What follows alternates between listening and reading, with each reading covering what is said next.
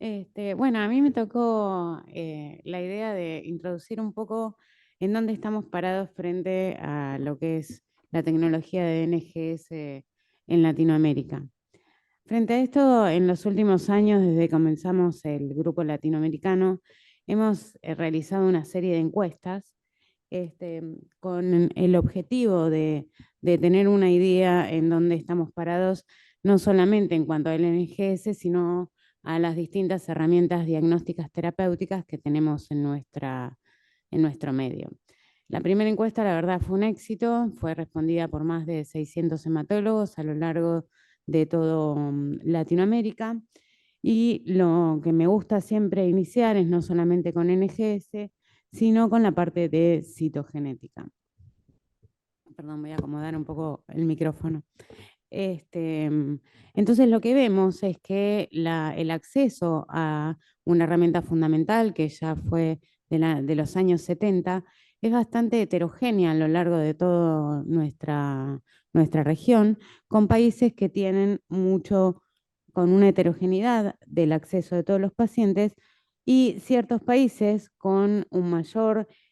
acceso, con más del 80% del acceso para más del 75% de los pacientes, mientras que una serie de países tienen un acceso mucho más restringido con un incremento en los colores rojo y naranja que implica un acceso del menos del 50% de nuestros pacientes. Con lo cual, el grupo latinoamericano este año ha ofrecido una beca de formativa en citogenética para incrementar el acceso de estos pacientes a la citogenética en el país de Bolivia. Y lo que vemos en NGS, en la respuesta que se introdujo, si bien habíamos puesto una pregunta en la encuesta original en 2015 para el acceso a algunas mutaciones, en el año 2017 se introdujo ya el acceso al NGS y lo que vemos que menos del 30% de los que contestaron en promedio tienen acceso a esta tecnología. Y lo que otro que vemos es que la mayoría de los países que están remarcados en rojo derivaban las muestras a otros países para realizar el resultado, menos Uruguay, Chile, Argentina, Brasil y México. Entonces, el año pasado, y este año particular, para este simposio hicimos una breve encuesta con algunas preguntas un poco más reducidas y lo que vemos es que alrededor de lo mismo, alrededor del 30% y alrededor del 20% la solicitan en el momento del diagnóstico o para establecer las clasificaciones de riesgo. Y lo que vemos al subdividir quiénes son estas 22 respuestas positivas, vemos que se incrementaron algunos países en estos últimos años con acceso in situ de estas tecnologías y actualmente tenemos incluido a Perú, a Ecuador em, y a Chile que han incluido la tecnología con un acceso a los médicos que respondieron que varía desde el 11% en cada país al 100% en los dos únicos respondedores del país de Brasil. Y al crostabular un poco estas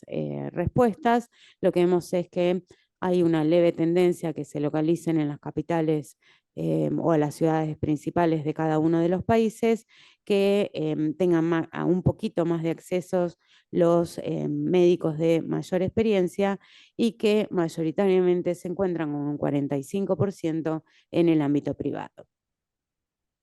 También otra pregunta que nos hicimos es cómo estamos a nivel de laboratorio para afrontar esta tecnología y cuáles fueron las herramientas o las bases tecnológicas que se eligieron en cada uno de nuestros medios. Entonces, a través del chat lo que hicimos fue preguntar a los médicos hematólogos a dónde derivan las muestras en cada uno de los países y relevamos alrededor de 38 centros. Actualmente ese número de centros pareciera irse incrementando, hay por lo menos 2 centros más en Argentina y así de estar pasando en el resto de Latinoamérica. Los que están coloreados en rojo son los que completaron las respuestas y la mayoría de ellas, por suerte, fueron casi completas.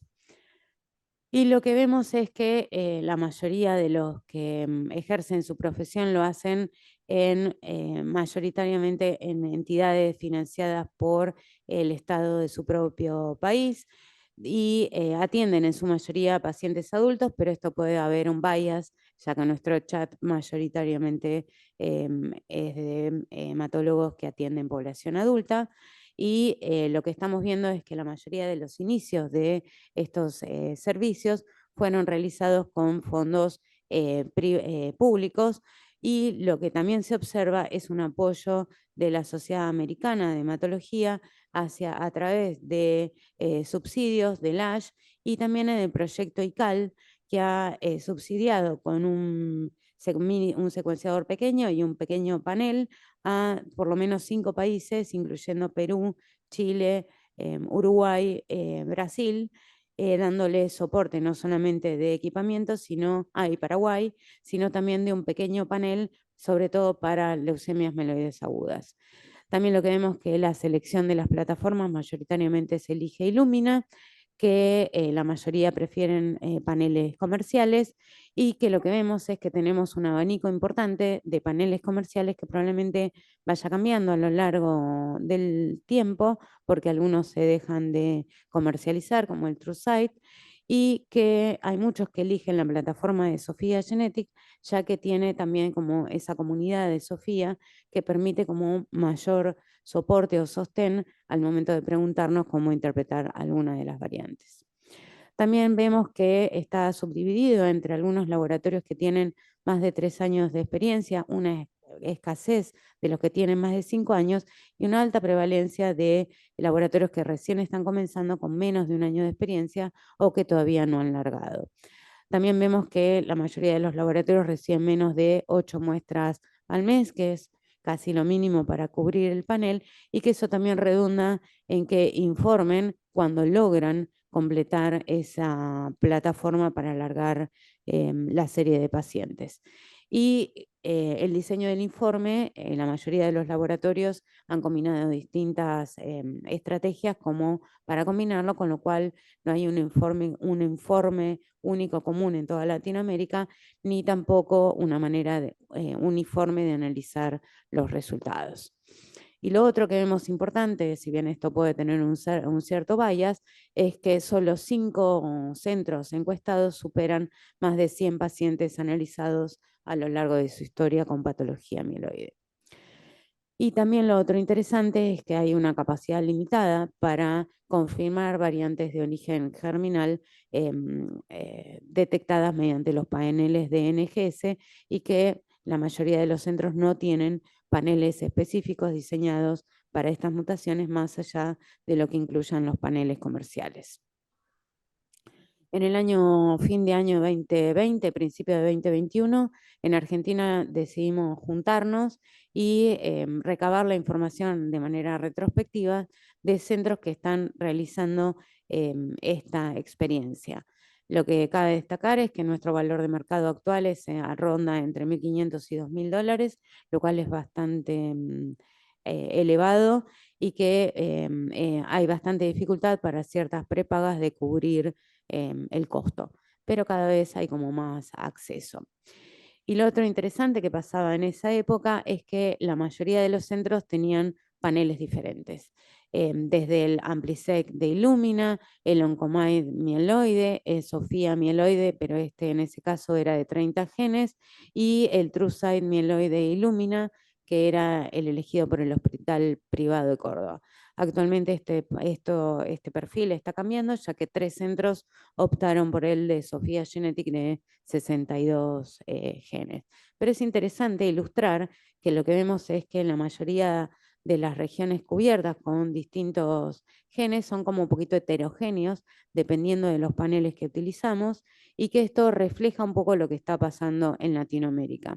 Y con solo un grupo de alrededor de 30 genes que están compartidos entre todos ellos. Pero no solamente es el tema de los genes, sino si vemos en detalle en el cromosoma 2, donde está ubicado SF3B1, vemos que cada panel está como diseñado de manera diferente, cubriendo diferentes exones, cada uno de ellos algunos más hacia 5' y otros hacia 3', con la región compartida común, la región caliente, que abarca los exones 14, 15, 16. Algo similar sucede con ASLX1, donde vemos que los dos paneles superiores cubren todo el gen, mientras que los inferiores solo en las regiones calientes. En el año 2021 lo que habíamos logrado era recabar la información de 51 pacientes con síndrome mielodisplásico, 24 con mielomonocrónica y 90 con leucemia amiloide aguda. Leucemia amiloide aguda la tenemos que actualizar, pero en ese momento lo que observamos es que tenemos, al ser un estudio retrospectivo, bastante heterogeneidad, porque era lo que había, ¿no es cierto? Y entonces los pacientes eran tratados con quimioterapia y agentes hipometilantes, y dado el bias de los centros que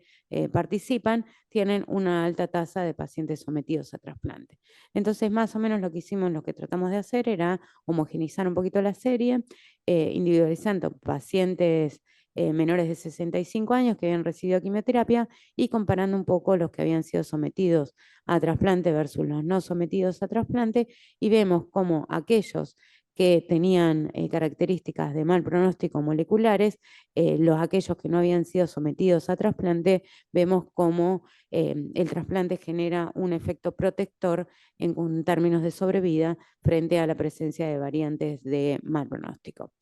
Lo que sí hemos hecho a lo largo de este año fue incrementar la casuística en 2023 y logramos,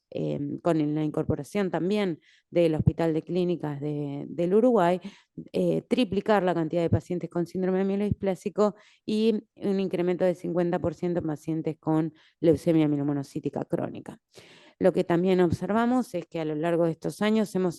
cambiado la forma de seleccionar o de informar las variantes. Algunos centros informan las BUS, otros no. Algunos filtran con el 5%, otros ya empezaron a informar con el 1 o 2% de BAF. Entonces, para hacer este trabajo a fin de homogenizar, excluimos las BUS y solamente incluimos las variantes informadas con un 5%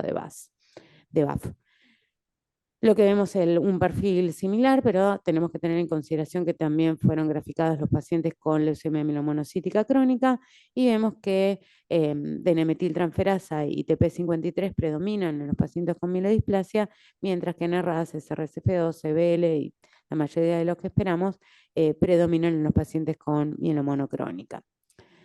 Y como les dije, tenemos un predominio de TET2, ASLX y SRSF2 seguido por SF3B1, ya que mezclamos los pacientes con mielomono con lo de síndrome mielodisplásico. Es interesante que el IPCS molecular tiene una plataforma que permite utilizar el R para graficar este tipo de cuestiones. Entonces, no solamente pudimos graficar el escenario más probable para nuestros pacientes, teniendo en cuenta los distintos paneles, y pudiendo decirle tal gen no fue evaluado, o sí o no, en el entorno de R, que esa es una herramienta muy interesante del IPCS molecular. Y entonces en este gráfico lo que se ve es la heterogeneidad un poco de los paneles y marcados en gris los genes que no fueron analizados dependiendo del panel en particular. Pero sin embargo pudimos aplicar el IPCS molecular y pudimos confirmar, fíjense cómo se mejoran el gráfico de las curvas de sobrevida al aplicar el IPCS molecular, y si bien nuestras poblaciones son menos del 10% de lo que ha mostrado la doctora Santini, hemos podido validar el IPCS molecular en nuestra población, y como ven en los gráficos, en el gráfico de abajo, el C-index, que sería como una capacidad de mejora del índice pronóstico, este sistema de predicción nos mejora la predicción en nuestros pacientes, y estos pacientes fueron censurados al trasplante. Entonces, como conclusión, el acceso al estudio citogenético está restringido en algunos países, estamos trabajando para mejorarlo, y en cuanto a la utilización de paneles de NGS es limitado en la TAM, pero se observa un incremento en los centros que están implementando la tecnología. La adopción de paneles es heterogénea, con un número de variables de genes y regiones estudiados, y los resultados preliminares de los pacientes que logran acceder a estos estudios son similares a los publicados. Y en la última pregunta de la encuesta, aplica a si quieren, si queremos realizar o si estamos dispuestos a realizar estudios colaborativos y vemos que necesitamos, todos quieren colaborar para incrementar no solamente la casuística, sino el conocimiento en la base de nuestra tecnología. Así que, bueno, muchísimas gracias por la convocatoria.